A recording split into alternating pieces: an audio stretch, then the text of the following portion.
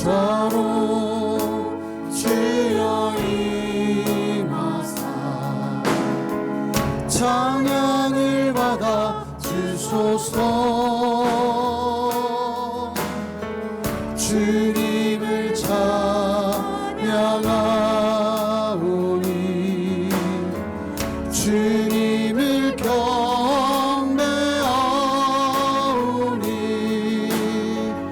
왕이신 예수여 오셔서 좌정하사 다스리소. 예수 우리 왕이여, 예수 우리 왕이여, 이곳에 오소서. 보좌로 주여 임하사 찬양을 받아 주소서. 주님을 찬양하오니 주님을 경배하오니 왕이신 예수여 오셔서 좌정하사 다스리소. 주님을 찬양하오니 주님을 찬양하오니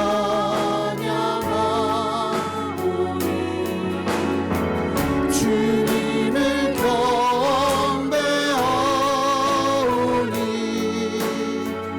왕이신 예수여 오셔서 좌정하사 다스리. 우리 한 번 더 고백합시다. 주님을 찬양하오니 주님을 찬양하오니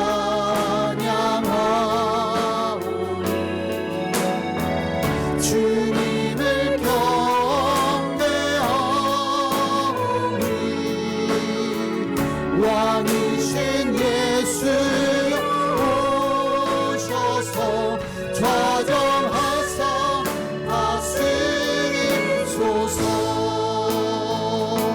주님을 예배하는 것, 주님을 기뻐하는 것, 나의 마음과 뜻 다해 주님도 알기 원하네. 주님을 사랑하는 것, 주님을 갈망하는 것, 나의 유일한 소망.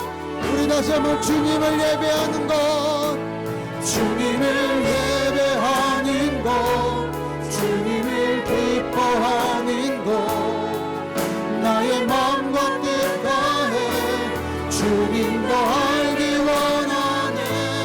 주님을 사랑하는 것, 주님을 갈망하는 것, 나의 유일한 소망. 우리 한 번 더 고백합니다. 주님을 예배하는 것, 예배하는 것, 주님을 기뻐하는 것, 나의 마음과 뜻 다해 주님도 알기 원하네. 주님을 사랑하는 것, 주님을 갈망하는 것, 나의 유일한 소망이라. 주 약속 안에서 내 영혼 평안해. 내 뜻보다 크신 주님의 계획 나 신뢰해. 두려움 다 내려놓고 주님만 의지해. 주 안에서 내 영혼 안전. 주 약속 안에서, 주 약속 안에서 내 영혼 평안해. 내 뜻보다 크신 주님의 계획 나 신뢰해.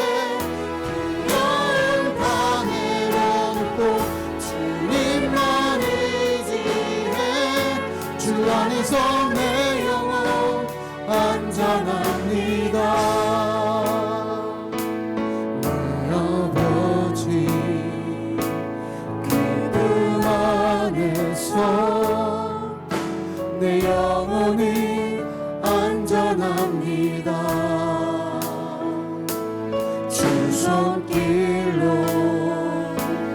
내 삶을 안으시니 그 평강이 나를 우리 다시 한번 고백합시다. 내 아버지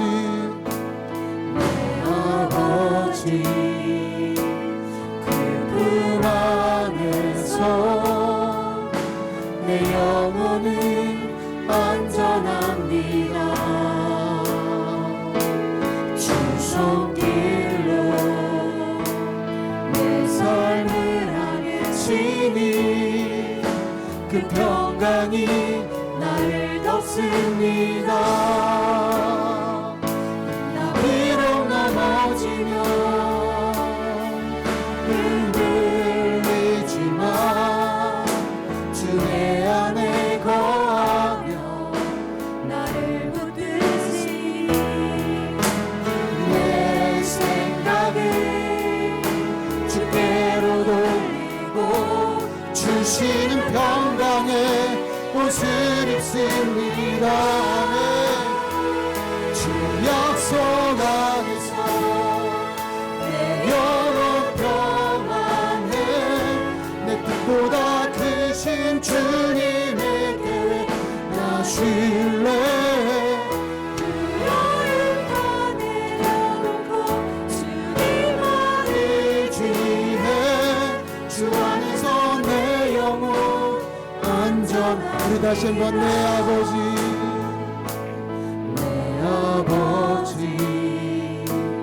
그품 안에서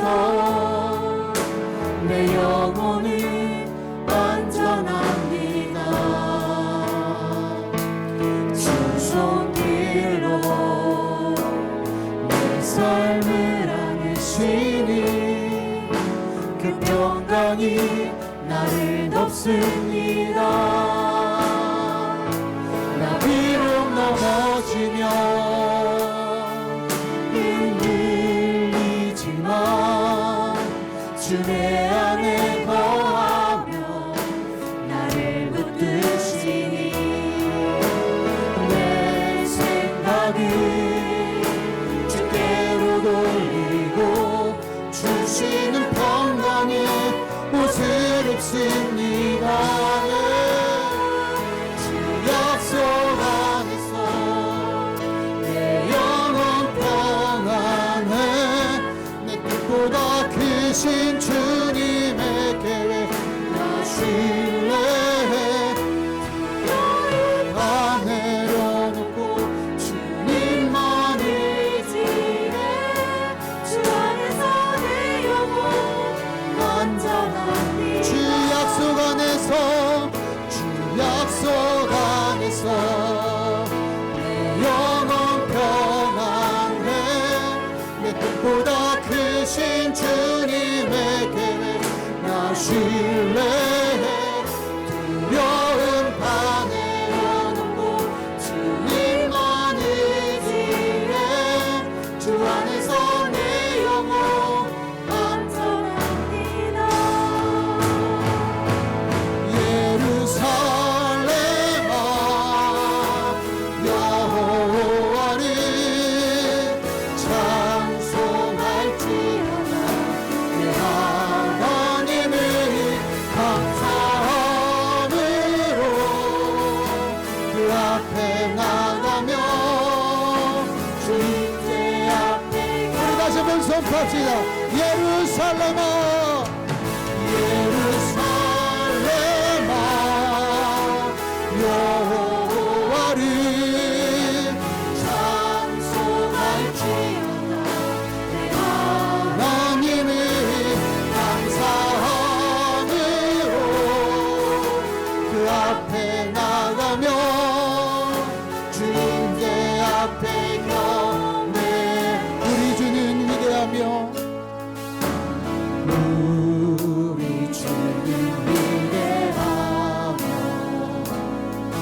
능력이 많으시도다.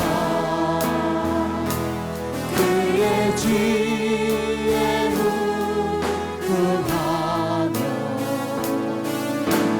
인자는 영원하도다. 상한 자를 고치시는 하나님, 고치시며 상처를 싸매시도다. 별들의 수를 세시며 이름을 붙이셨도다. 그가 구름으로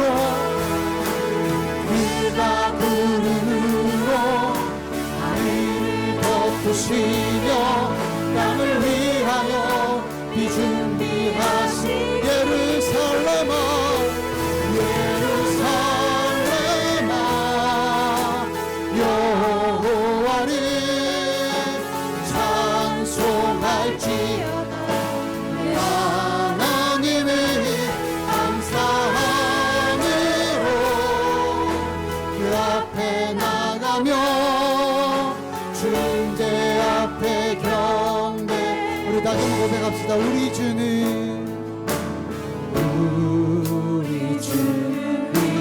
위대하며 능력이 많으시도다. 그의 지혜 무궁하며 인자는 영원하도다.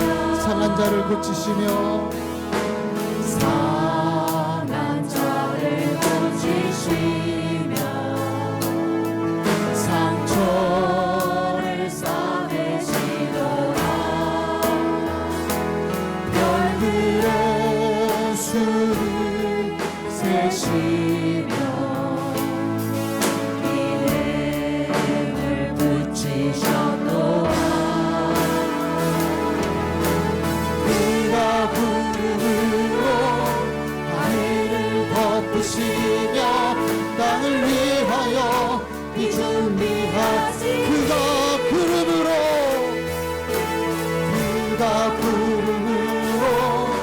하늘을 덮으시며 땅을 위하여 우리 다 같이 선포합시다.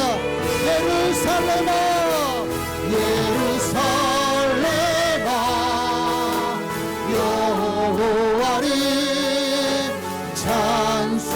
찬송할지어다. 내 하나님을 감사함으로 그 앞에 나가며 우리 두 손 높이 들고 선포합시다. 예루살렘아,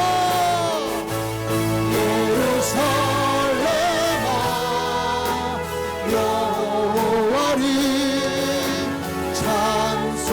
찬송할지어다. 내 하나님을 감사함으로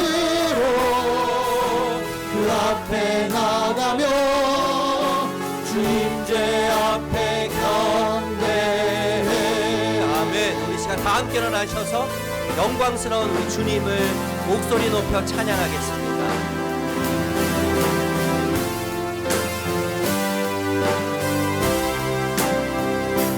우리 주 하나님 큰 영광과 존귀를 받기에 합당하신 지금 여기 계신 하나님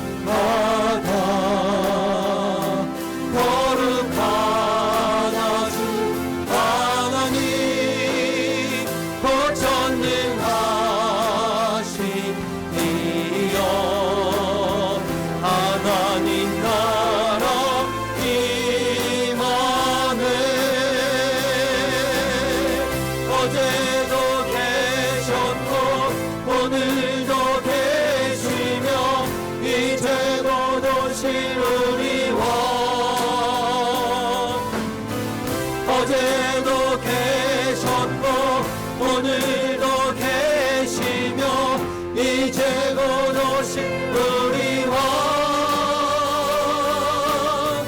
어제도 계셨고 오늘도 계시며 이제 곧 오실 우리 왕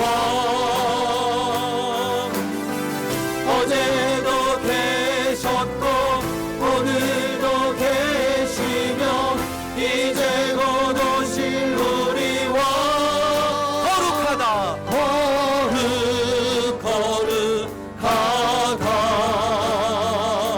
거룩하다 주 하나님 권전능하신 이여 하나님 나라에 우리 두 손 높이 들고 고백합시다.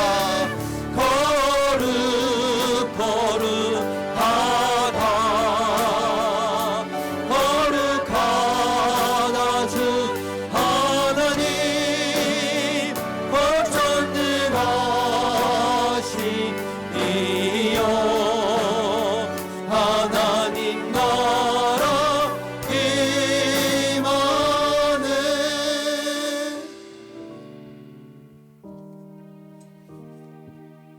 주님 외에 어떤 것도 나를 채울 수 없습니다.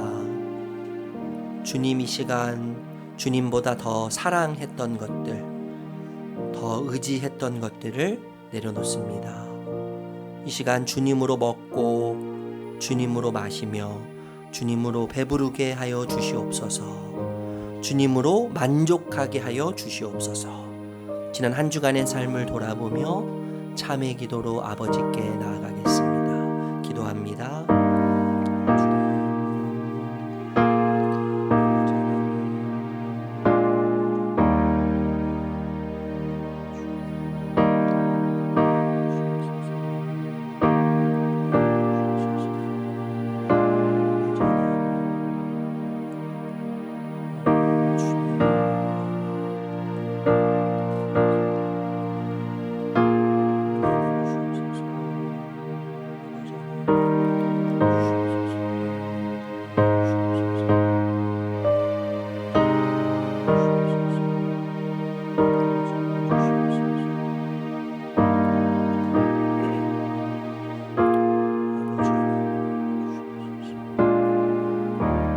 내 모습 이대로 내 모습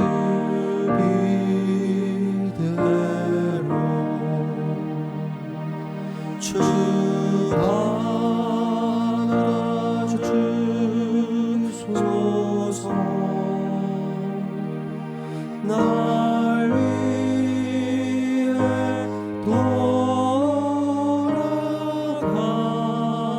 돌아가신 주 날 받아주소서.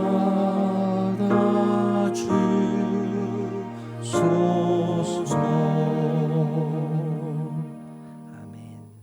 우리 함께 드리는 고백의 기도입니다. 시편 55편 17절에서 23절 말씀 교독하겠습니다. 저녁에도 아침에도 한낮에도 내가 탄식하면서 신음할 것이니 내가 울부짖는 소리를 주님께서 들으실 것이다.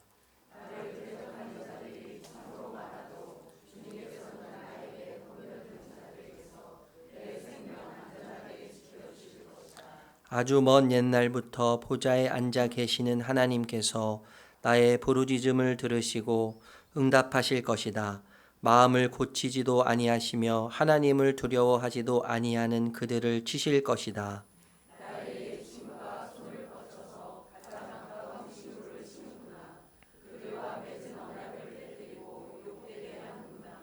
그의 입은 엉킨 젖보다 더 부드러우나 그의 마음은 다툼으로 가득 차 있구나. 그의 말은 기름보다 더 매끄러우나 사실은 뽑아든 비수로구나.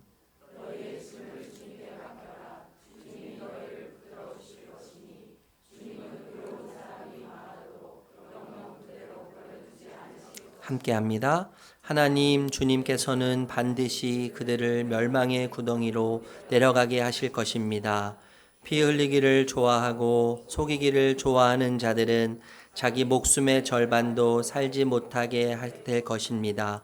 그러기에 나는 주님만 의지하렵니다. 아멘. 사도신경으로 우리의 신앙을 고백하겠습니다.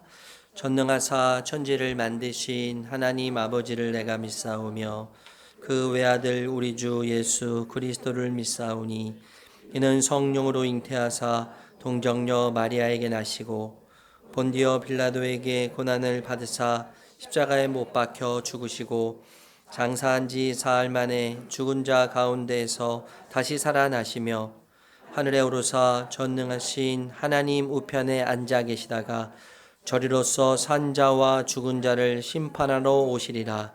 성령을 믿사오며 거룩한 공예와 성도가 서로 교통하는 것과 죄를 사하여 주시는 것과 몸이 다시 사는 것과 영원히 사는 것을 믿사옵나이다. 아멘. 우리 자리에 앉으셔서 419장 찬양하겠습니다.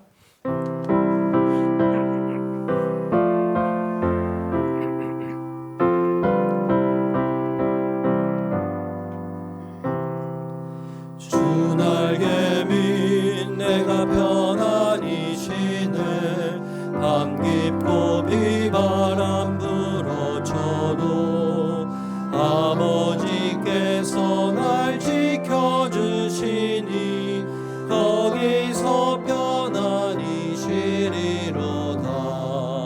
주 날개밑 평안하다. 그 사랑 끈을 짜니뇨. 주 날개밑 내 쉬는 영혼 영원히 거기서 살리. 주 날개밑 나의 피난처 되니 거기서 쉬기를 원하노라. 세상이 나를 위로치 못하나 거기서 평화를 누리리라. 주 날개밑 평안하다. 그 사랑 끈을 짜니뇨. 주 날개밑 내 쉬는 영혼 영원히 거기서 살리. 주 날개밑 참된 기쁨이 있네. 고달픈 세상 길 가는 동안 나 거기 숨어 돌보심을 받고 영원한 안식을 얻으리라. 주 날개밑 평안하다. 그 사랑 끈을 짜니뇨. 주 날개밑 내 쉬는 영혼 영원히 거기서 살리. 다 같이 기도하시겠습니다. 믿음의 주요 또 온전케 하시는 이인 예수를 바라보자. 아멘. 우리의 왕이 되시고 우리의 생명이 되신 아버지 하나님, 은혜와 사랑을 감사를 드립니다. 이 시간도 우리의 부족함을 용서하시고 우리가 드리는 예배를 받아 주옵소서. 우리는 참으로 부족하고 연약합니다. 우리의 연약함을 이 모습 이대로 주님 앞에 왔사오니 불쌍히 여겨주시고 우리의 연약함을 치료하시고 강하고 담대하게 하여 주시옵소서. 아버지 하나님, 거룩하고 복된 주님의 날, 많은 성도들이 주님 앞에 왔습니다. 그러나 이 시간도 육신이 연약해서 마음이 아파서 주님 앞에 나오지 못하고 세상에서 방황하는 영혼들이 있습니다. 그들을 불쌍히 여겨주시고 이 은혜의 자리, 복된 자리로 달려 나올 수 있도록 그들의 마음을 만져주시고 치료하시고 위로하여 주시옵소서. 아버지 하나님, 이 예수 봉담교회를 이곳에 세우신 것은 하나님의 분명한 뜻이 계신 줄 믿습니다. 이 봉담 땅에 예수의 사랑을 흘려보내는 또한 예수의 복음을 전하는 예수 봉담교회 가족들이 되게 하시고 한 사람 한 사람이 이 나라와 민족을 품고 또한 이 예수 봉담 땅을 품고 기도하며 주의 복음을 전하는 귀한 용사들로 아버지가 사용하여 주시옵소서. 또한 이 나라와 민족을 위해서 기도합니다. 새로운 정부가 세워졌습니다. 왕은 하늘에서 낸다고 그랬는데 하나님의 뜻이 어디 계신지 우리는 알 수 없습니다. 그래서 우리는 기도할 수밖에 없습니다. 아버지, 새로 세워진 유정자들이 참으로 하나님을 두려워하고 나라와 민족을 사랑하는 자들이 되어서 이 나라가 하나님이 기뻐하시는 나라가 되기를 원합니다. 또한 하나님의 정의와 공의가 실현되게 하여 주시옵소서. 그래서 불법이 사라지고 분열과 다툼이 사라지고 하나님이 기뻐하시는 이 나라로 또한 다음 세대들에게 하나님의 나라를 물려줄 수 있도록 아버지가 은총을 베풀어 주시옵소서. 또한 우리 귀한 이상민 담임 목사님을 이 재단에 아버지 세워주셨사오니 감사합니다. 우리 목사님 더욱더 영육간에 강건함 주시고 귀한 말씀의 능력으로 성령으로 충만케 하여 주셔서 그 말씀을 선포될 때마다 많은 아버지 연약한 자들이 치유되고 회복되는 능력의 말씀이 되게 하여 주시옵소서. 또한 부목사님들과 전도사님들, 간사님과 목자들을 아버지 하나님께서 함께 하시고 동일한 은혜로 축복하여 주시옵소서. 또한 보이지 않는 곳에서 이 모양 저 모양으로 헌신하는 주의 종들의 눈물과 땀과 기도가 헛되지 않게 하시고 하나님의 나라가 든든히 세워지게 하여 주옵소서. 또한 한 주간 저희들이 세상에 나가 살 동안에도 하나님을 의지하고 하나님의 말씀을 의지하고 끝까지 승리하는 우리의 믿음이 되게 하여 주옵소서. 모든 영광을 주님이 받으시기를 원하옵고 감사하며 살아계신 예수님의 이름으로 간절히 감사하며 기도 올려옵나이다. 아멘.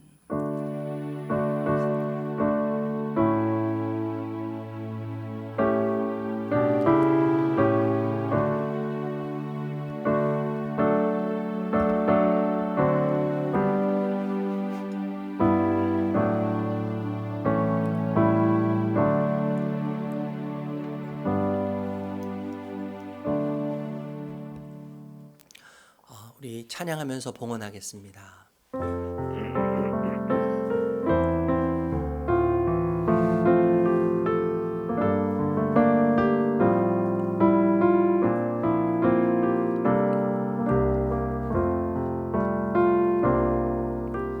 나의 모습 나의 소유 주님 앞에 모두 드립니다. 모든 아픔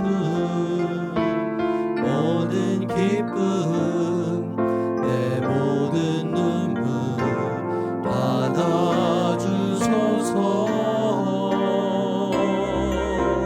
나의 생명을 드리니 주 영광 위하여 사용하옵소서. 내가 사는 날 동안에 주를 찬양하며 기쁨의 제물 되리. 나를 받아주소서.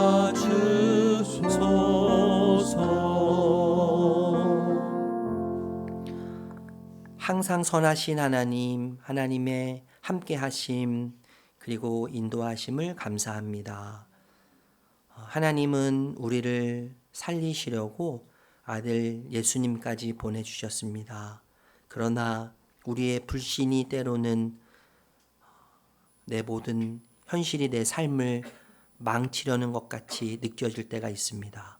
그러나 아들을까지 보내주신 그 주님의 그 아버지의 사랑과 희생을 기억하며 우리를 항상 더 아름답고 선한 길로 좋은 길로 이끄시는 아버지이심을 신뢰하며 믿게 하여 주시옵소서.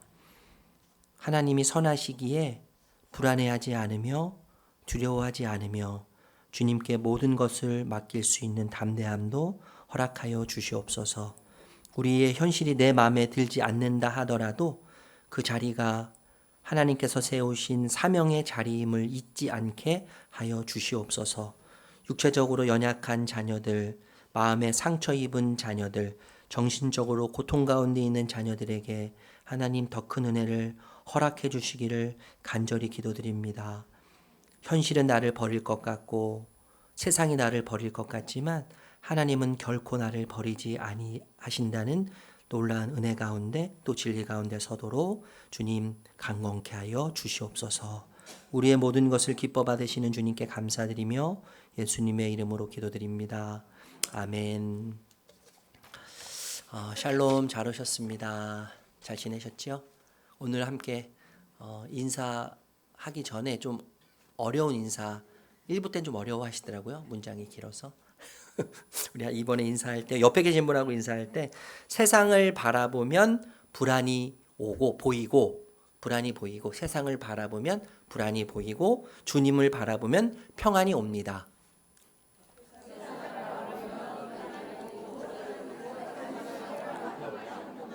네, 너무 어려웠죠? 너무 어려웠죠? 다시 한번 할게요. 건너편에 계신 분들하고 세상을 보면 불안이 오고 주님을 보면 평안이 옵니다.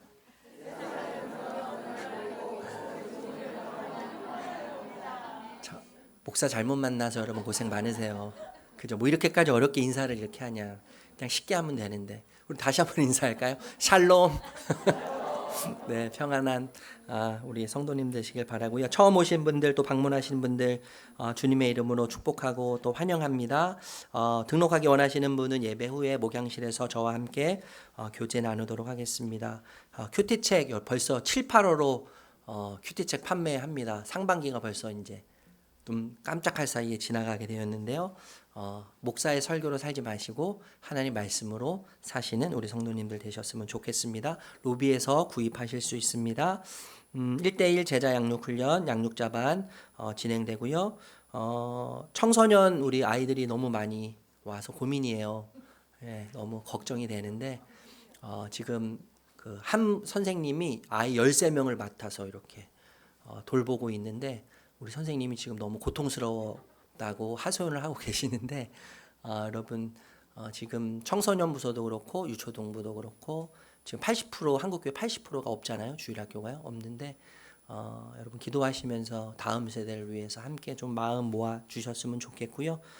우리가 다음 세대를 아름답게 믿음으로 말씀으로 잘 세워나가는 그런 교회가 되면 좋겠습니다. 우리 정경원 집사님께 교사 관련된 것 문의해 주시면 감사하겠습니다. 그리고 태국 치앙마이 단기 선교 모집하는데요. 중학생 이상 신청하실 수 있습니다. 8월 16일부터 20일 6박 7일 아마 20일 새벽에 한국에 도착하게 될 거고요. 비용이 대략 100만 원 정도 될 것 같고요. 지금 벌써 9명이 다 찼더라고요. 9명 모집인데 9명이 다 찼는데 조금 더 저희가 한 15명까지 좀 이렇게 신청을 받으려고 생각하고 있습니다. 우리 구준혜 집사님 이번 준비하시는 팀장님이 구준혜 집사님이신데 구준혜 집사님께 신청하시면 되겠습니다. 이게 지금 비행기 티켓값이 계속 이렇게 올라가고 있는 상황인데 빨리 이번 주 안으로 좀 신청해서 저희가 비행기 티켓팅을 하면 좋을 것 같습니다. 우리 섬김위원회 다음 주입니다. 예배 후에 2부 예배 후에 장소가 아마 우리 단톡방에 올라가 있는 것 같은데요. 함께 모이셔서 또 교회에 함께 또 고민하면서 또 행복한 고민이에요. 행복한 고민 또 풀어가야 할 행복한 숙제들이 있는데 그것을 위해서 함께 아마 기도하시면서 고민하게 될 텐데 여러분 기도해 주시기를 부탁드립니다. 우리 대영청령 지난주에 조모 할머니 돌아가셨는데 아버지가 이제 예전에 돌아가시고 안 계시는 상황에서 상주가 되어서 그래서 장례를 이렇게 치렀습니다. 우리 오늘 어머니도 함께 오셔서 이제 저랑 약속하셨어요. 예수 믿기로 이제 약속하셨는데 어디 계시죠? 거기 계시는구나. 우리 대용이하고 우리 어머니 함께 그 자리에서 한번 일어나 주시겠어요? 네, 우리 큰일 당하시고 참 마음이 많이 상심되실 텐데 우리 성도님들도 많이 함께 해주셔서 많은 위로가 있었고 우리 두 분 소망 또 기쁨의 박수, 위로의 박수로 한번 격려하도록 하겠습니다. 감사합니다. 네, 앉아주세요. 또 감사한 마음으로 떡 준비하신 걸로 알고 있는데 예배 후에 함께 나누도록 하겠습니다. 우리 안혜진 선교사님, 저희 교회 등록하신 안혜진 선교사님, 우리 남편분 성함이 제가 죄송해요, 기억이 안 나서 지금 이제 그 손가락 절단이 사역 중에 선교사님이신데요. 손가락 절단이 돼서 한국에서 저희가 기도를 계속 하고 있는데 수술 받으시고 아마 출국하시는 것 같아요. 출국하시기 전에 잠시 들리셨는데 우리 안 일어나셔도 괜찮아요. 머리 이렇게 숙이고 계신데 박수로 한번 축복하고 환영하도록 하겠습니다. 네, 감사합니다. 우리 미나자매 그죠? 우리 이대희 장로님 딸 미국에서 거주하는데 오늘 잠시 방문한 것 같아요. 한번 일어나 주실래요? 환영하겠습니다. 축복합니다. 네, 환영합니다. 잘 오셨습니다. 네, 앉아주세요. 참 감사하네요, 그죠? 네, 다른 내용은 여러분 주보를 참고하시면 되겠습니다. 함께 나눌 말씀 갈라디아서 5장 22절에서 23절 말씀입니다. 같이 우리 세 번역입니다. 읽도록 할게요. 같이 읽을까요? 시작. 그러나 성령의 열매는 사랑과 기쁨과 화평과 인내와 친절과 선함과 신실함과 온유와 절제입니다. 이런 것들을 막을 법이 없습니다. 네, 뭐 왜 그러죠? 다시 한번 읽고 싶으셔서 그러는 거죠? 다시 한번 읽겠습니다. 시작. 그러나 성령의 열매는 사랑과 기쁨과 화평과 인내와 친절과 선함과 신실과 온유와 절제입니다. 이런 것들을 막을 법이 없습니다. 방송팀에서 일부러 그러신 거죠? 말씀 더 집중하기 위해서 감사합니다. 갤럽 여러분 아시죠? 갤럽 리서치하는 이제 조사 기관인데요. 이 조사 기관 여러 조사 기관에서 종교인들을 대상으로 해서 종교를 가진 이유, 그 종교를 가진 이유 그리고 종교 의식에 참여하는 이유를 설문했습니다. 설문했는데 압도적 1위가 나왔어요. 압도적 1위. 여러분 짐작하십니까? 압도적 1위 이유가 뭐냐 하면 마음이 평안해서라는 거예요. 마음이 평안해서. 예. 그래서 그 종교를 가졌고 그 종교 의식에 참여합니다. 이렇게 이야기했다는 것이죠. 답했다는 것이죠. 아마 여기에 앉아 있는 분들 중에서도 교회에 오면 마음이 참 평안합니다. 예. 세상의 모든 것을 다 잊고 제가 너무너무 마음이 가벼워져요. 이렇게 말씀하실 분도 계실 거라고 생각해요. 저희가 지금 성령의 열매에 대해서 생각하고 있고 함께 나누고 있는데 오늘은 세 번째 화평, 평강, 샬롬에 대해서 좀 생각해 보려고 합니다. 히브리어 이 단어 중에서 가장 널리 알려진 단어가 있어요. 무엇일까요, 여러분? 샬롬이에요. 샬롬. 제가 저희 동네에서 어떤 분, 예수 믿지 않는 어떤 분을 만났는데 제가 목사라는 것을 알아요. 근데 그분이 저를 보면서 샬롬 인사를 하시더라고요. 굉장히 좀 당황하고 좀 의아해했는데 예수 믿지 않는 사람들도 아는 단어가 샬롬입니다. 샬롬, 평안인데 이 히브리어를 전혀 모르는 사람도요 뜻을 알아요. 샬롬이라고 하는 이 평화라고 하는 뜻을 알 정도죠. 그런데 여러분 이 샬롬이라고 하는 뜻이 단순히 평안, 평화, 평강이라고 하는 아주 단편적인 부분의 의미를 넘어선다는 것이죠. 샬롬이라고 할 때 이 샬롬이라고 하는 어원은 히브리어로 쉰 라메드 mem이라고 해요. 저도 발음하기 어려운데 쉰 라메드 mem인데 영어로 하면 holiness를 말해요. holiness는 온전함을 의미합니다. 샬롬이라고 했을 때 평화라고 했을 때 전쟁이 없는, 전쟁이 끝나는 평화로운 상태를 의미하기도 하지만 평화를 의미하기도 하지만 더 중요한 핵심적인 의미는 holiness, 온전함을 말한다는 거예요. 온전함. 그런데 여러분 이 온전함에는 두 가지 측면이 있습니다. 두 가지 측면이 있는데 첫 번째는 개인적 차원의 수직적 온전함이에요.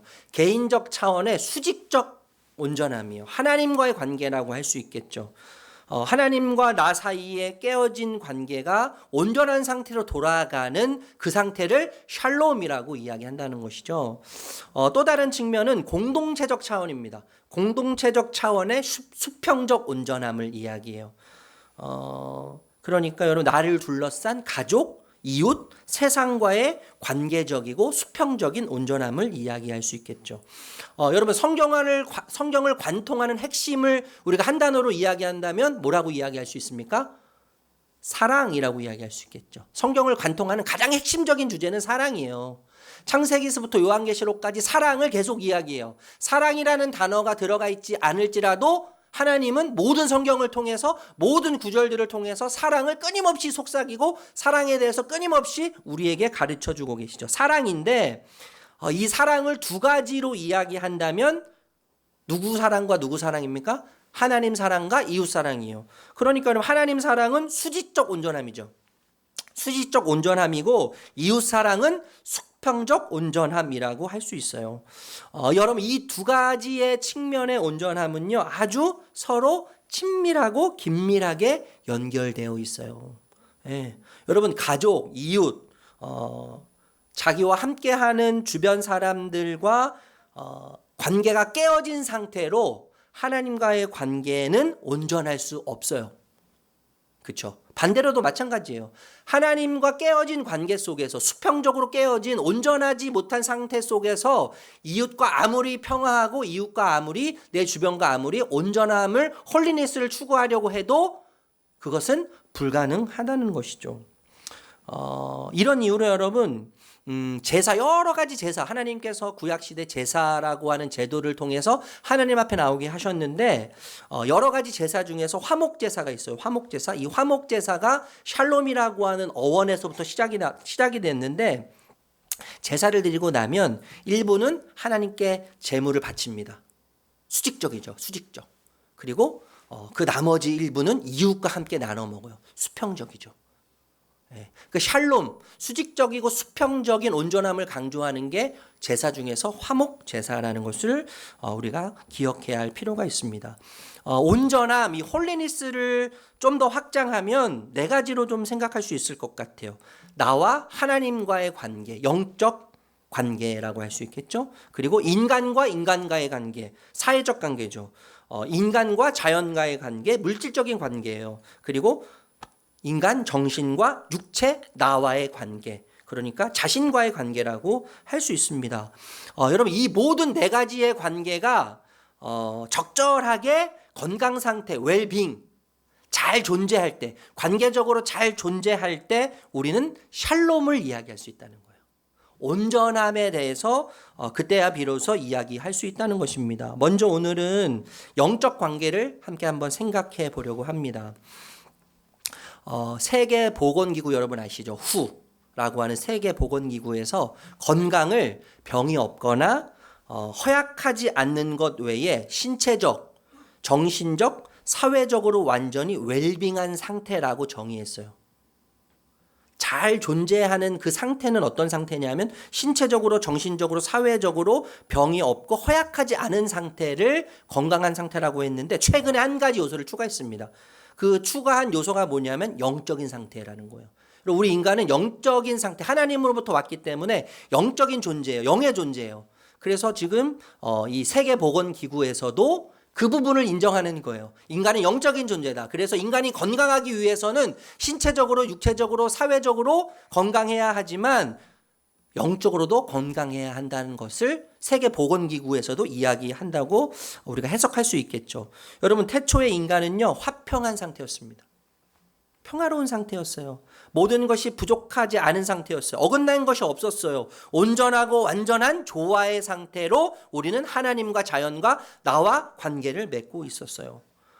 그런데 여러분 죄가요 들어와서 모든 것을 다 파괴시켰습니다. 세상이 다 뒤죽박죽이 됐어요. 모든 관계가 다 뒤죽박죽이 됐어요. 제가 계속해서 죄에 대해서 말씀드리지만 죄는 뭐예요 여러분?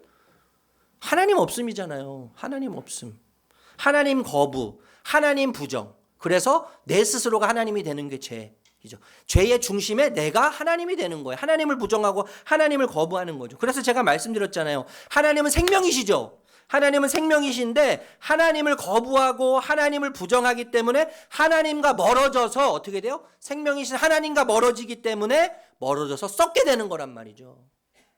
하나님은 기쁨이시지 않습니까? 기쁨. 오늘 큐티 여러분 해분들 아시겠지만 하나님의 어떤 조건이기 때문에 기쁜 것이 아니라 그분을 알면 알수록 그분 때문에 기뻐할 수밖에 없는 거잖아요.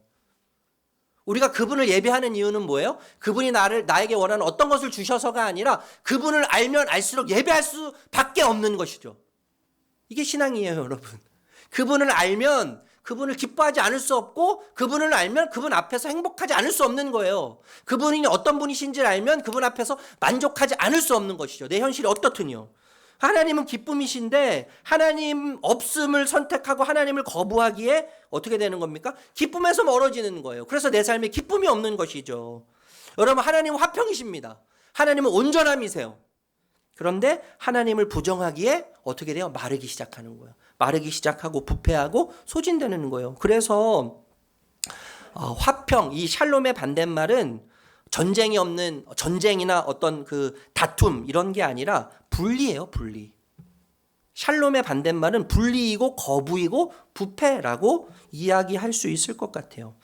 여러분, 이 부패된 상태, 분리된 상태가 죄인데 이 관계를 회복하기 위해서 하나님은 평화의 장치를 제공하십니다. 우리 인간에게. 평화의 장치를 제공하시는데 아까도 말씀드렸지만 제사라고 하는 제도를 통해서 우리를 회복시키시는 자리로 초청하셨고 장치를 제공해 주셨어요. 여러분, 이 구약의 그 레위기를 보면 제사를 지내는 이 순서가 너무 정확하게 나와 있어요. 이 절차가 이렇습니다. 여러분, 먼저 짐승을 데리고 와요. 짐승을 데리고 와서 짐승 머리 위에 손을 얹어서 그 사람의 죄를 전가해요. 기도를 통해서 이 동물에게, 이 짐승에게 전가를 해요. 그리고 목을 땁니다. 목을 따서 피를 받아요. 저는 피가 정말 두려운 사람이거든요.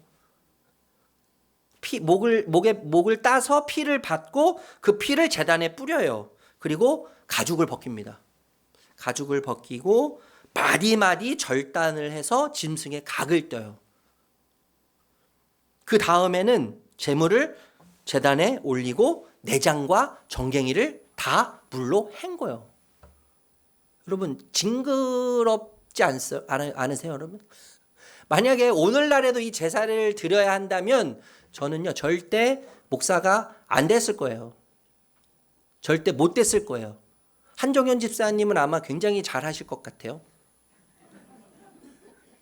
저는 피가 무서워서 누구 이렇게 해치고 하는 게 두려워서 저는 아마 제사장의 역할, 목사가 되지 않았을 건데 마지막에는 이제 짐승을 태웁니다. 그리고요, 짐승을 태우는데 여러분, 이 제사는요 한계가 있어요. 한계. 단회적이에요. 단회적. 이례적이에요. 다음에 제사를 또 지내야 돼요. 짐승을 또 데리고 와서 죄를 전가해야 돼요. 그 한계가 있는 거예요. 그래서 단회적이고 이례적인 제사의 한계를 해결하기 위해서 예수님이 오신 거죠.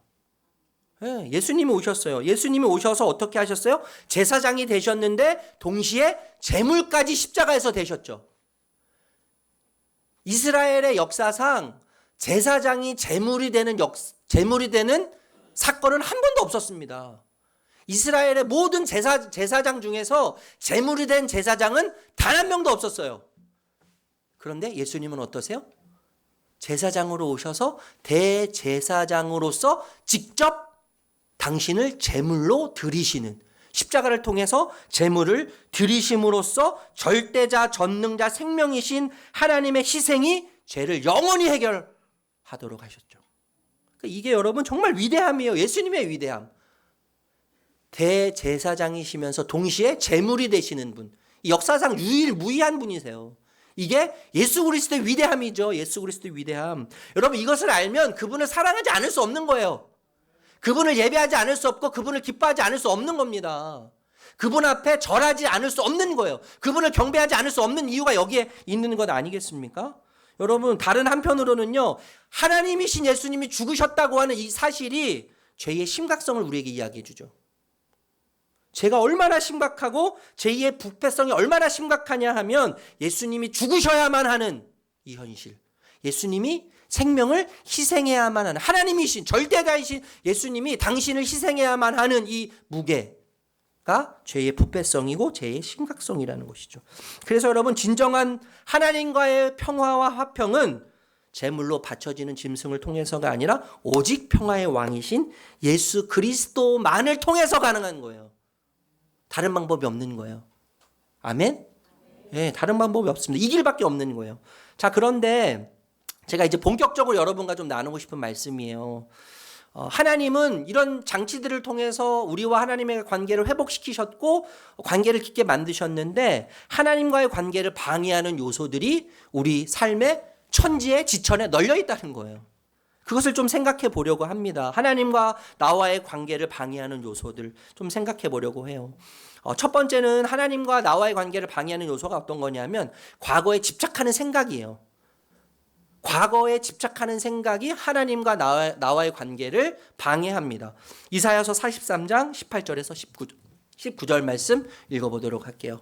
시작. 너희는 지나간 일을 기억하려고 하지 말며 옛 일을 생각하지 말아라. 내가 이제 새 일을 하려고 한다. 이 일이 이미 드러나고 있는데 너희가 그것을 알지 못하겠느냐. 내가 광야의 길을 내겠으며 사막에 강을 내겠다. 여기서 옛 일은 이스라엘 백성들이 홍해를 건너 이 애굽에서부터 홍해를 건너서 노예와 종이었던 그들이 자유를 찾아서 광야로 나온 이 사건이에요. 이 사건이 여러분 옛일이에요. 이스라엘 백성들이 홍해를 건널 때 상상을 하면 홍해가 갈라지지 않았습니까? 홍해가 갈라져서 마른 땅을 건넜단 말이에요. 마른 땅을 건너면서 뭘 봤겠어요? 자연 수족관을 보지 않았겠어요? 그죠? 수막, 이 물벽이 착 이렇게 생기고 마른 땅을 건너면서 양 옆으로 볼 때 자연 수족관이 생긴 거예요. 물고기를 보고 예전에 잡지 못했던 수많은 물고기 종류들을 보면서 그 마른 땅을 건너지 않았겠어요? 얼마나 대단한 기적적인 체험입니까, 이게요. 이스라엘 백성들에게 얼마나 이거 상상을 초월하는 경험 아닙니까? 그런데 그 출애굽 사건도 큰 일이지만 하나님은 더 큰 일을 행하신다고 말씀하시는 거죠. 그게 뭐예요, 여러분? 가나안 땅을 정복하는 거예요. 여러분, 지난 과거에 묶이면 새로운 것을 보지 못해요. 지난 과거에 묶이면 새로운 것을 보지 못해요. 하나님은 과거보다 크신 분으로 과거보다 더 큰 일을 행하시는 분이시지 않습니까? 아멘? 그죠? 하나님은 과거보다 크신 분이에요. 과거보다 크신 분인데 과거보다 더 큰 일을 미래에 지금 행하실 수 있는 분이십니다. 과거에 매이면 그래서 하나님의 일을 놓칠 가능성이 굉장히 농후한 거예요. 하나님은 언제나 지금 일하시죠. 지금. 여러분, 과거는요 지나갔어요. 내일은 아직 오지 않았어요. 지금만 있는 거예요. 지금 현재만 있는 거예요. 지금 현재. 여러분, 하나님은 당신을 소개하실 때 나는 스스로 있는 자다 이렇게 소개하시잖아요. 스스로 있는 자. 이 스스로 있는 자라고 하는 이 말은 항상 현재형으로 현존하시는 분이라는 의미입니다.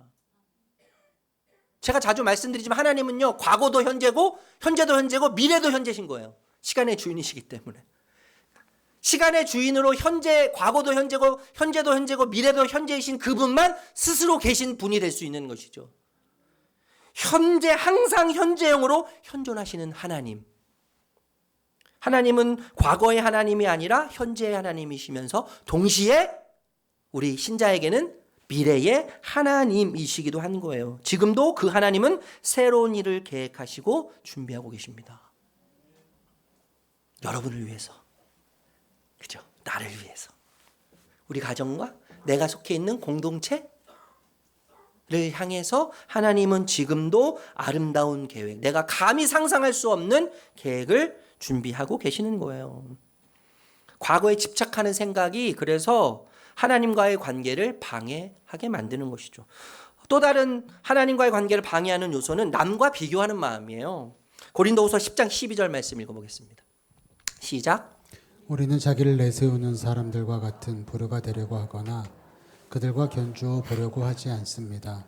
그러나 그들은 자기를 척도로 하여 자기를 재고 자기를 기준으로 하여 자기를 견주어 보고 있으니 어리석기 짝이 없습니다. 우리가 얼마 전에 성령의 소욕과 육체의 소욕, 성령의 욕심과 육체의 욕심에 대해서 살펴보면서 그때 비교는 육체의 욕심이라고 말씀드린 적이 있어요. 여러분, 지혜는요 정말 참으로 지혜롭지 못한 생각이에요. 이 비교는요 자존감을 저하시킵니다. 그리고 열등감에 빠지게 하고 질투와 시기의 부작용을 낳아요. 비교는 그래서 기쁨을 훔쳐가죠. 지난주에 살펴본 기쁨. 비교는요, 기쁨을 무너뜨려요. 우리에게 있는 충만한 기쁨을 빼앗아가서 훔쳐갑니다. 여러분, 기억하셔야 되는데, 우리 모두에게는요, 하나님이 만드시는 각자의 시간표가 있어요. 하나님의 타이밍이 있단 말이에요. 나를 향한, 나에게 맞는, 가장 나에게 적실한 하나님의 타이밍이 있다는 거예요. 여러분, 이걸 꼭 기억하셔야 돼요. 하나님의 타이밍을 신뢰하지 못할 때 우리는 뭐 하게 됩니까? 비교하기 시작하는 거예요. 다른 사람과 비교해요. 저 사람과 나와 나이를 생각하면, 저는 동갑내기를 보면 굉장히 반가운 사람이어서 특별하게 이렇게 생각하는데, 동갑내기를 만나면 비교 의식이 나와요. 비교 의식. 저 사람은 저 나이에 집도 있고 차도 있고 뭐도 있고 있는데 나는 왜 이 모양 이 꼴일까? 라는 비교 의식이 나와요. 여러분, 저도요. 이 비교 의식은 뭐라고요? 육체 욕심이에요. 이 비교 의식은 우리의 기쁨, 주님만이 주실 수 있는 기쁨을 빼앗아가는 거예요. 우리 모두에게 하나님이 만드시는 각자의 시간표, 하나님의 타이밍이 있다는 것을 반드시 기억하셔야 하는 거예요. 네. 남과 비교하는 마음은 그래서 하나님과의 관계를 방해합니다. 또 다른 요소는요, 바쁘고 조급한 삶이에요. 바쁘고 조급한 삶. 바쁘고 조급한 삶이 하나님과의 관계를 방해합니다. 시편 우리 같이 읽어볼까요? 46편 10절 말씀 읽겠습니다. 시작. 너희는 잠깐 손을 멈추고 내가 하나님인 줄 알아라.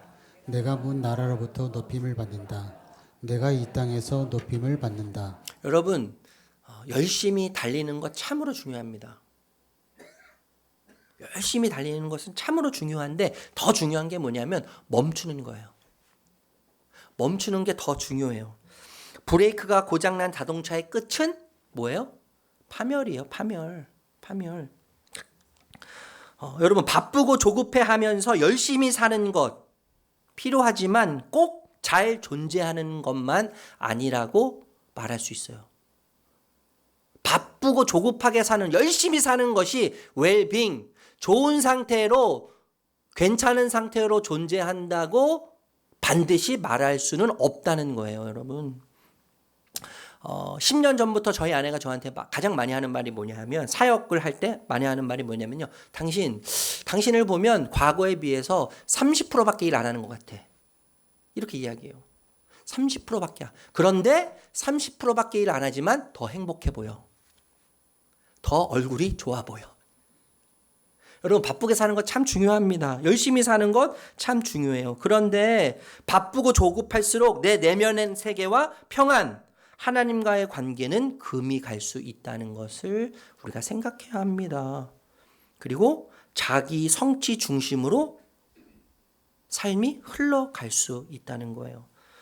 하나님을 의지하기보다는 성취가 삶의 주 목적이 될 가능성이 크죠. 그래서 하나님을 의지하기보다는, 아까 타이밍 말씀드렸지만 하나님의 타이밍과 나의 타이밍은 항상 다르기 때문에 하나님을 의지하기보다는 성취가 주 목적이 되어서 자기 자신을 더 의지하게 됩니다. 하나님의 선하심, 인도하심 속에서 기다리기보다는 내 노력, 내 시간, 자기 관리가 하나님보다 앞설 가능성이 굉장히 크죠. 결국 여러분 어떻게 되겠어요? 바쁘고 조급한 삶은 하나님의 때를 신뢰하지 못하는 것에서 비롯되는 거예요. 바쁘고 조급한 삶. 정신없이 사는 삶은 하나님의 때를 신뢰하지 못하는 것에서 비롯되는 거예요. 그러니까 한마디로 믿음의 결핍이고 신뢰의 결핍인 것이죠. 여러분, 바쁘고 조급한 삶은 하나님과의 관계를 방해하는 요소 중에 하나예요. 다른 요소가 또 있어요. 뭐냐 하면 물질을 사랑하는 마음입니다. 마태복음 6장 24절 읽어볼게요. 마태복음 6장 24절 읽겠습니다. 시작. 아무도 두 주인을 섬기지 못한다. 한쪽은 미워하고 다른 쪽을 사랑하거나 한쪽을 중히 여기고 다른 쪽을 없이 여길 것이다. 너희는 하나님과 재물을 아울러 섬길 수 없다. 여러분, 물질은요 정말 매력적인 겁니다. 돈은 정말 사랑스러워요. 그죠? 우리에게요 기쁨을, 그 어떤 것이 줄 수 없는 기쁨을 주는 것이 돈이거든요. 여러분, 물질은요 통제와 안정의 환상을 줘요. 통제, 모든 것을 통제할 수 있을 것 같은 힘을 주는 것이 돈이에요. 물질이에요. 그리고 영원히 안정감을 누리게 해줄 수 있을 것 같다고 느끼게 만드는 것이 돈, 물질이란 말이에요. 제가 예전에 그런 비유 한번 든 적이 있어요. 마이너스 나지 않는 신용카드. 체크카드, 국민은행 체크카드. 아무리 써도 마이너스 나지 않아. 벌써 이렇게 행복해 하시잖아요. 표정이 다 달라지세요 지금. 마이너스 나지 않는 체크카드. 아무리 써도 무엇을 사도 뭐 몇억, 몇십억, 몇백억을 긁어도 마이너스 나지 않아. 여러분 그렇게 마이너스 나지 않는 체크카드를 가지고 있다면 여러분 표정이 이러시겠어요 여러분? 지난 한 주간 그렇게 사셨겠습니까? 지금 내 머리를 아프게 하는 골머리 썩게 하는 그 현실이 그 현실로 보이겠습니까? 마이너스 나지 않는 체크카드가 있다면요. 우리는 완전히 다르게 살 거예요. 자신감을 갖고 당당하게 살 겁니다. 물질은 통제와 안정의 환상을 줘요. 우리에게요. 환상을 줘요. 그래서 어떻게 해요? 물질은요. 마음을 빼앗아가요. 그런 힘이 있어요. 마음을 빼앗아가고 분주하게 만듭니다. 물질을 더욱 사랑하게 만들어요. 물질을 사랑하면 그것을 지키고 그 물질을 늘리는데 많은 시간을 더 투자하게 하고 에너지를 더 투자하게 만들어요. 결국 하나님을 찾고 생각할 마음의 여유가 없어지도록 마음의 여유를 뺏어가는 거죠. 이게 무서운 거예요. 점점 하나님 중심에서 물질 중심의 삶은 밀려나게 되는 거예요. 하나님을 밀려나게 되는 거예요. 마음의 주인의 자리를 돈으로부터 빼앗기게 되는 것이죠. 물질을 사랑하는 마음이 하나님과의 관계를 방해하는 요소 중에 하나라는 것입니다. 또 여러분 순종과 이어지지 않는 신앙이 하나님과의 관계를 멀어지게 하죠. 사무엘상 15장 22절 말씀 읽겠습니다. 시작. 사무엘이 나무랐다. 주님께서 어느 것을 더 좋아하시겠습니까? 주님의 말씀에 순종하는 것이겠습니까? 아니면 번제나 화목제를 드리는 것이겠습니까? 잘 들으십시오. 순종이 제사보다 낫고 말씀을 따르는 것이 수장의 기름보다 낫습니다. 여러분 우리가 순종이 제사보다 낫다고 하는 말씀을요 아주 귀에 못이 박히도록 수없이 들었어요. 신자가 아니어도 비신자들도 이 이야기는 다 알아요. 순종과 비슷한 단어가 있습니다. 맹종이라는 단어가 있어요. 맹종은 뭡니까? 아무런 생각 없이 따라가는 거예요. 계산 없이 아무런 생각 없이 그냥 따라가는 거예요. 이단에서 하는 거죠. 그 모든 것을 다 희생하고 모든 것을 다 바치게 해요. 전 재산을 다 바치게 하는 거예요. 맹종이요, 맹종. 근데 또 다른 것이 있는데 굴종이 있습니다. 굴종. 굴종은 뭐예요? 굴복하면서 따라가는 거예요. 굴복하면서 따라가는 건데 저항하고 싶어요. 그 명령에 저항하고 싶고 거부하고 싶은데 힘이 없어요. 힘이 없어서 억울한 마음으로 따라가는 것이 굴종입니다. 저주받을까 봐. 그렇게 안 하면 혼날까 봐. 그 명령을 지키지 않으면 저주받을까 봐 끌려가듯이 억지로 가는 것이 굴종이에요. 그것이 굴종이에요. 억지로 섬기고 억지로 봉사하는 것. 여러분 이거야말로 정말 굴욕적인 신앙생활 아니에요? 혼날까 봐. 무서워서. 하나님 혼내실까 봐. 하나님이 벌 내리실까 봐. 축복 내리지 않으실까 봐. 억지로 말씀을 따라가고 진리를 따라가고 봉사하고 섬기는 것은 정말 여러분 굴욕적인 신앙생활입니다. 여러분 하나님을 그렇게 이해한다는 것은 하나님을 오해도 너무 오해하는 거지. 이따가 그 부분을 좀 살펴보려고 하는데 여러분 그렇다면 순종은 뭐예요? 자발성이 내포되어 있죠. 자발성. 순종에는요 항상 자발성이 내포되어 있어요. 내 욕망을 꺾는 거예요. 기꺼이. 하나님 뜻 앞에 내 욕망을 기꺼이 꺾는 거예요. 나의 의지와 결정을 꺾고 하나님의 명령을 따르는 것이 순종이에요. 그래서 여러분 순종은요 하나님이 어떤 분이신지 알 때 순종이 가능한 겁니다. 하나님의 성품이 어떤지 알 때, 그분의 성품이 어떤 성품을 지니셨는지, 하나님께서 나를 위해서 어떤 일을 행하셨는지를 알 때 순종이 가능한 것이죠. 여러분뿐만 아니라 형식적인 신앙생활이 하나님과 나와의 관계를 방해합니다. 이사야서 29장 13절 말씀 같이 읽겠습니다. 시작. 주님께서 말씀하신다. 이 백성의 입으로는 나를 가까이 하고 입술로는 나를 영화롭게 하지만 그 마음으로는 나를 멀리하고 있다. 그들이 나를 경외한다는 말은 다만 그들은 말을 흉내내는 것일 뿐이다. 여러분 세상에서 제일 재미없는 게 뭘까요? 세상에서 제일 재미없는 것. 하기 싫은데 억지로 하는 거죠. 하기 싫은데 억지로 하는 것만큼 재미없는 것은 없어요. 여러분 형식적인 신앙생활, 누군가에게 보여주기 위한 신앙생활은요 정말 재미없습니다. 정말 재미없어요. 신나지 않아요. 어떤 것을 해도 억지로 느껴지고 강요로 느껴져요. 신앙인처럼 보여질 수는 있지만 아주 메마른 상태예요. 아주 메마른 상태. 신앙의 본질을 잃고 껍데기만 남은 신앙이죠. 그래서 영적 무기력에 항상 빠져 있습니다. 영적 무기력. 영적 무기력에 빠져서 항상 헤매요. 영적 생명력을 상실해서 메마름과 공허만 남아 있어요. 그래서 모든 일에 냉소적이에요. 냉소적. 신앙과 삶이 분리되어서 이중 생활을 하게 되겠죠. 세상의 세속적 가치관, 세속적 언어, 세속적 태도로 살아가게 됩니다. 주일만 신앙이네요. 주일만. 제가 저번에도 말씀드렸지만 크리스찬 무신론자. 크리스찬, 그리스도를 고백하고 믿는 사람인데 그래서 크리스찬이라고 불리는데 무신론자. 신이 없다고 부정하는 것. 신을 부정하는 것. 삶으로 부정하는 것이죠. 삶으로. 행위는 주일날에 나와서 예배드리는 것 같지만 삶에서 하나님을 부인하고 부정하는 것. 하나님 없음을 증명하는 거예요. 크리스찬 무신론자. 여러분, 형식적인 신앙생활은 하나님과의 관계를 방해합니다. 또 하나님과의 관계를 방해하는 요소는요, 용서하지 않는 마음이에요. 용서하지 않는 마음. 마태복음 6장 14절에서 15절 읽어보겠습니다. 시작. 너희가 남의 잘못을 용서해 주면 너희 하늘 아버지께서도 너희를 용서해 주실 것이다.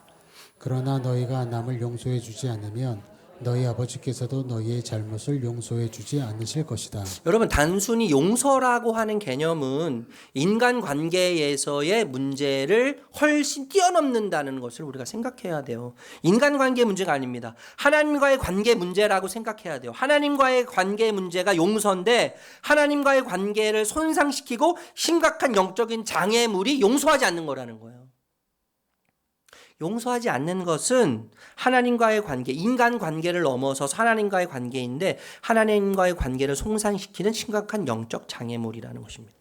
여러분, 성경을 읽어보면 용서의 주제를 다룰 때마다 하나님과의 관계를 반드시 언급해요. 그리고 기도 응답과 연결지어서 이야기할 때가 많고 영적인 자유에 대해서 이야기할 때 용서와 연결지어서 이야기할 때가 굉장히 많이 있습니다. 그러니까 여러분, 용서하지 않는 마음은 마음의 평안을 빼앗길 수밖에 없는 것이죠. 하나님 성품에 대한 오해도 하나님과의 관계를 방해하죠. 시편 103편 8절 말씀 읽어볼게요. 읽겠습니다. 시작. 주님은 자비롭고 은혜로우시며 노하기를 더디하시며 사랑이 그지 없으시다. 여러분, 우리의 영원한 기쁨이 어디서 옵니까? 우리의 영원한 즐거움이 어디서 봐요? 하나님이 어떤 분이신지를 알 때 기쁨이 오고 하나님이 어떤 분이신지를 알 때 그분의 성품을 알 때 그분으로부터 즐거움이 오는 거예요. 여러분, 평안은 어디서 오겠어요? 평안? 온전함은 홀리니스, 온전함은 어디서 오는 거예요? 하나님, 그분을 아는 것으로부터 오는 거죠. 하나님을 아는 것으로부터 평안이 옵니다. 왜냐하면 그분은 평안의 주인이시기 때문에 그러는 거예요. 여러분, 우리의 상황이 우리에게 평안을 주지 않아요. 우리의 현실이 내 계획대로 굴러간다고 해서 그 현실이 우리에게 평안을 주지 않아요. 왜 그래요? 우리의 현실과 우리의 상황은 항상 가변적이기 때문에. 절대적으로 가변적이죠. 절대적 가변성을 띠고 있는 것이 우리의 현실이에요. 막 좋게 가다가도요, 전혀 예상하지 못했던 일들이 발생해요. 좌절할 수밖에 없는 현실들이 발생해요. 사건들이 발생해요. 또 좌절 속에서 끊임없이 가다가도 전혀 생각지 못했던 기쁨의 일들이, 즐거움의 일들이 생겨나요. 그러니까 여러분, 너무 우리가 현실 앞에서 좌절할 필요도 없고 실망할 필요도 없는 거예요. 너무 낙심할 필요가 없는 거예요. 여러분, 하나님을 아는 것으로부터 평안이 옵니다. 하나님을 오해하거나 잘못 알면 하나님을 잘못 믿게 되어 있어요. 하나님을 신뢰하지 못하겠죠. 그러면 자유와 친밀감은 상실하게 되는 것입니다. 두려움과 불안과 조급함이 내 마음을 감싸죠. 내 생각을 감싸요. 그래서 저축이 되는데 뭐가 저축이 돼요? 원망과 불평이 저축이 되는 거예요. 하나님의 성품을 오해하면 하나님의 성품을 오해하면 두려움과 불안과 조급함이 우리 삶을, 내 생각을 휘감쌀 뿐만 아니라 원망과 불평이 저축이 됩니다. 그래서 하나님을 멀리하게 되고 신앙이 흔들리게 되고 실망하게 되고 평안이 사라지게 되는 거예요. 제가 여러분 공황장애 우울증으로 한참 힘들 때 하나님께서 어떻게 나에게 이루실 수 있나, 하나님에 대한 그 배신감이 너무나 컸어요. 하나님에 대한 배신감, 하나님에 대한 배신감이 너무나 커서 하나님을 향해서 삿대질을 했습니다. 내가 이제는 다시는 하나님을 생각하지 않겠습니다. 내가 더 이상 하나님을 기억하지 않겠습니다.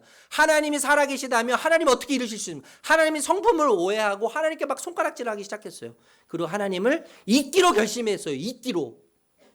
그런데 여러분 몇 개월이 지나고 났더니 하나님 생각이 나기 시작하는 거예요. 하나님 생각이 나기 시작하는데, 야, 제가 몇 번 말씀드렸잖아요. 야, 너가 나를 잊기로 결심했지만 나는 너를 잊지 않기로 결심했다. 그러니까 내 결심이 큰 게 아니라 하나님의 결심이 위대한 겁니다. 내 결심은 하나님을 잊기로 결단했는데 내 결단을 뛰어넘는 하나님의 결단이 있죠. 내 결단을 뭉개고 내 삶을 새롭게 시작할 수 있게 만드는 하나님의 결단과 결심. 내가 너를 잊지 않을 거야.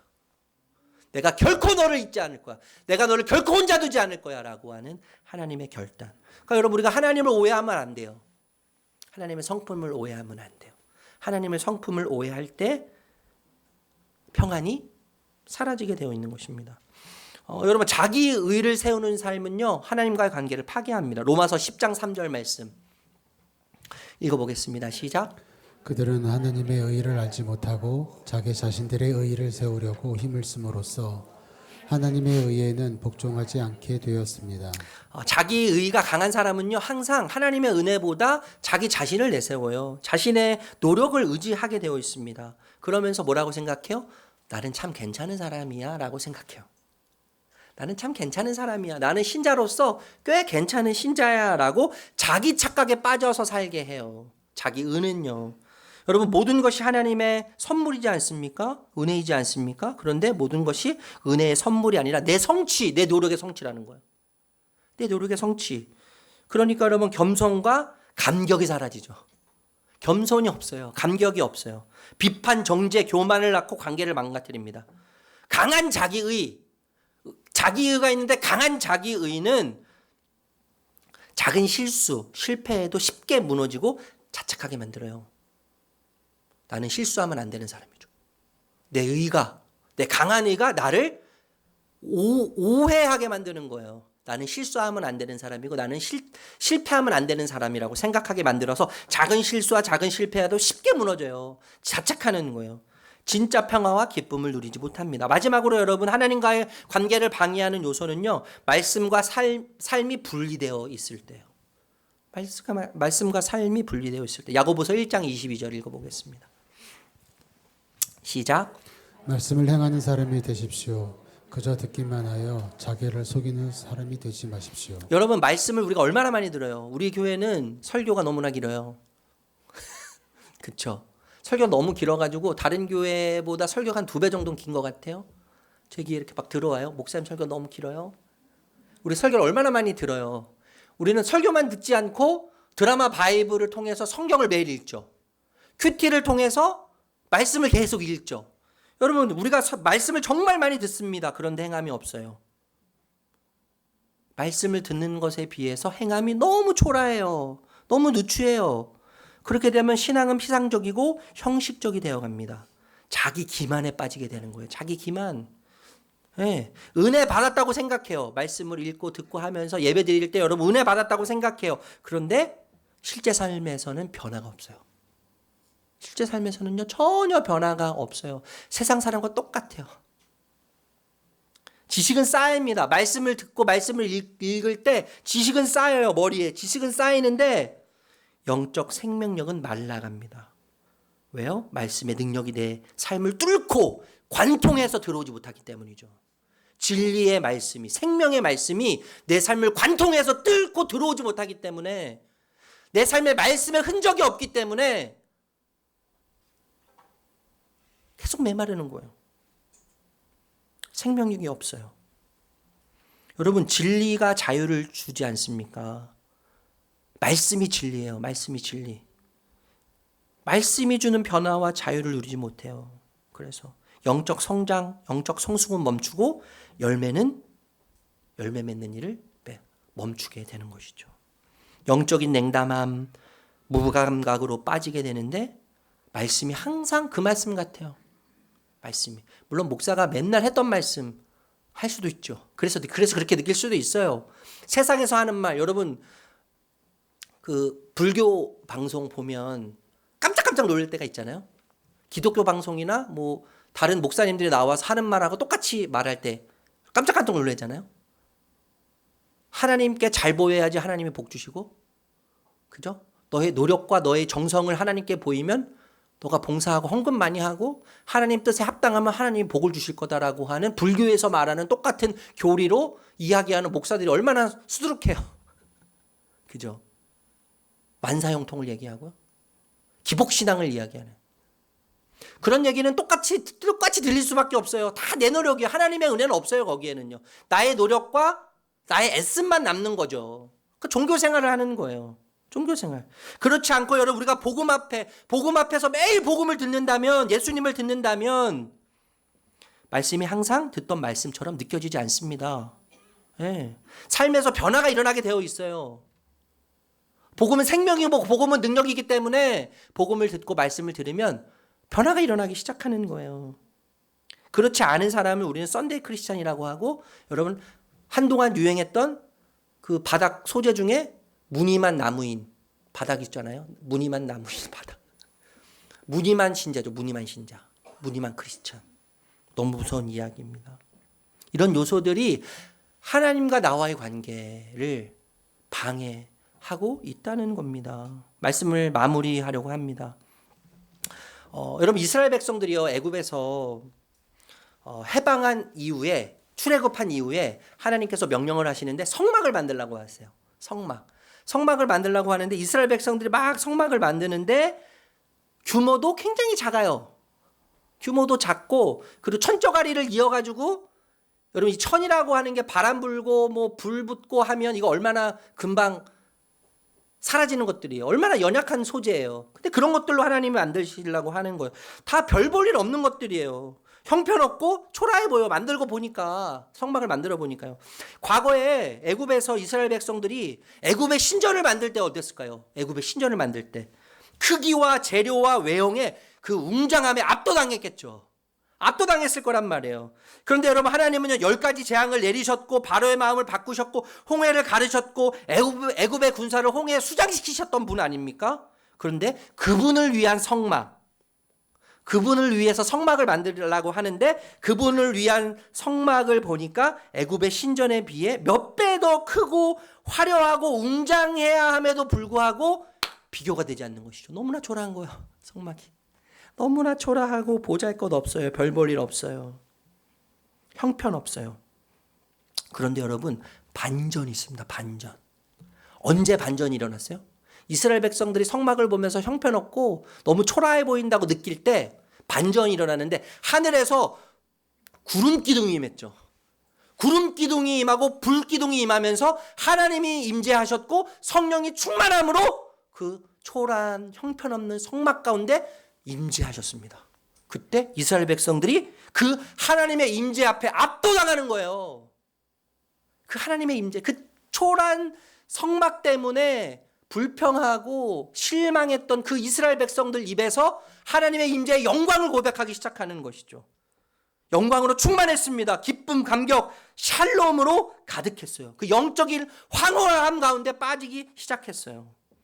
여러분 저는 제가 성막 같아요. 성막. 우리 성막입니다. 여기 계신 분들 다 성막 아니에요? 보잘것 없어요. 우리 초라합니다. 바람 불면 날아가고 바람 불면 찢어지고 조그만 불에 쉽게 타서 없어지고 너무 초라하고 형편없고 너무 작아 보여요. 그런데 하늘로부터 구름이 임하고 불이 임할 때 하나님의 임재를 통해서, 성령의 임재를 통해서 바로 애굽의 신전과는 비교되지 않는 영광이 임하기 시작한 거예요. 애굽의 신전하고는 비교되지 않는 영광과 기쁨과 평안에 압도되기 시작했습니다. 여러분, 우리를 사랑으로 넉넉하게 만드실 분, 우리를 기쁨으로 충만하게 하실 분, 녹아내리거나 증발하지 않는 평안으로 이끄실 분은 주님밖에 없습니다. 주님밖에 없어요. 우리 예수 그리스도밖에 없어요. 여러분, 평화의 왕이신 그분께 매기를 축복합니다. 그분께 완전히 소속되기를 축복합니다. 그분께 내 자신 모든 것을 온전히 던지셔서 오늘 주제, 절대자를 향유하는 샬롬, 절대자를 향유하는 샬롬 가운데 거할 수 있는 저와 우리 사랑하는 모든 성도님들 되시기를 존귀하신 예수님의 이름으로 축복합니다. 축복합니다. 우리 복음 고백하겠습니다. 복음 고백 같이 고백합니다. 시작. 제가 하는 어떤 행위도 하나님이 저를 더 사랑하시거나 덜 사랑하시도록 할 수 없습니다. 주님의 임재와 인정만이 저의 영원한 자유와 만족을 위해 필요한 것임을 잊지 않게 하옵소서. 주님이 제게 어떻게 행하셨는지를 기억하여 저도 다른 이들을 대하게 하옵소서. 주님의 십자가에서 무한한 국률과 자비를, 주님의 부활에서 영원한 능력과 권세를 신뢰함으로 오늘을 살게 하옵소서. 아멘. 우리 다 함께 일어나셔서 오늘 말씀을 우리 마음에 새기면서 우리 함께 예수의 길 찬양하겠습니다.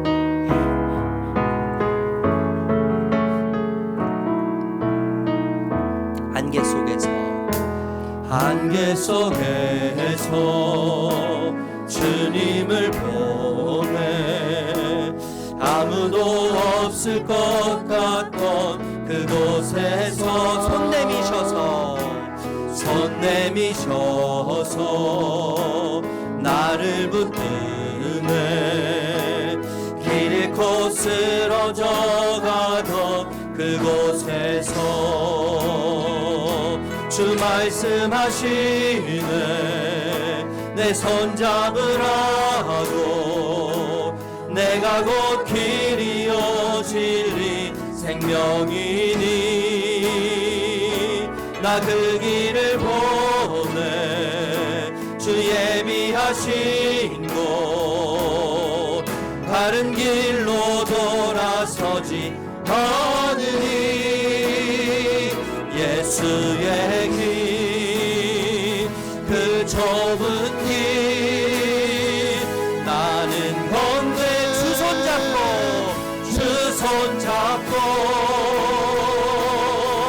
그 무엇도 두렵지 않네 주님 주신 약속 내게 있으니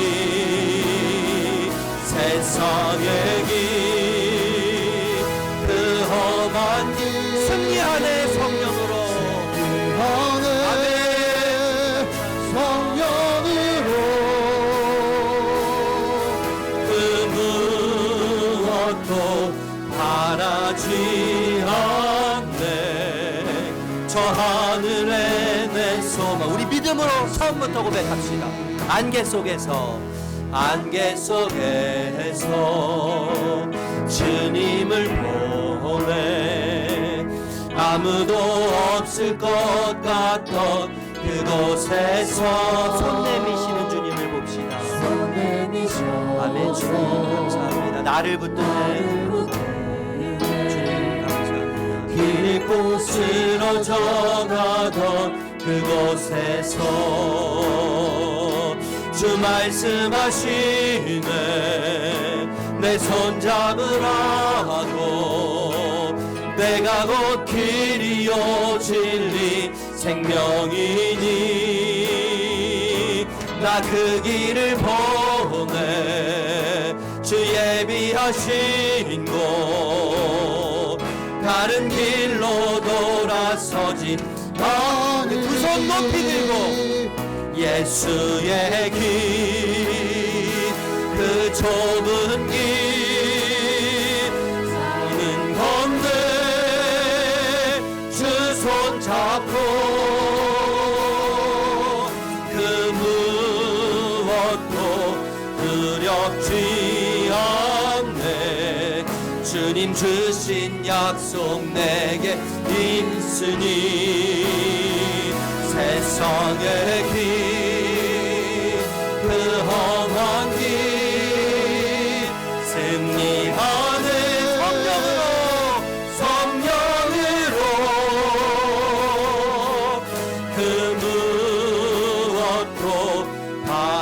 변치 않네. 저 하늘에 내 소망 있으니. 주님, 저희는 천으로 깊고 천으로 이어진 형편없고 별 볼 일 없고 초라해 보이는 성막과도 같은 자들입니다. 그래서 좌절할 때가, 실망할 때가, 눈물 흘릴 때가 너무나 많이 있습니다.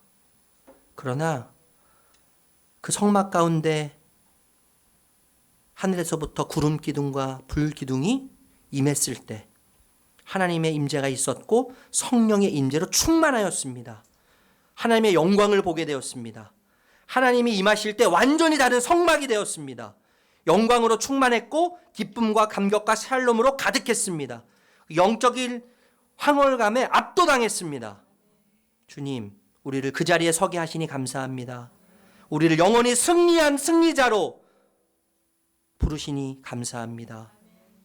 우리를 사랑으로 넉넉하게 만드시고 당신의 기쁨으로 충만케 하시고 녹아내리거나 증발하지 않는 평안으로 이끌어가 주시옵소서.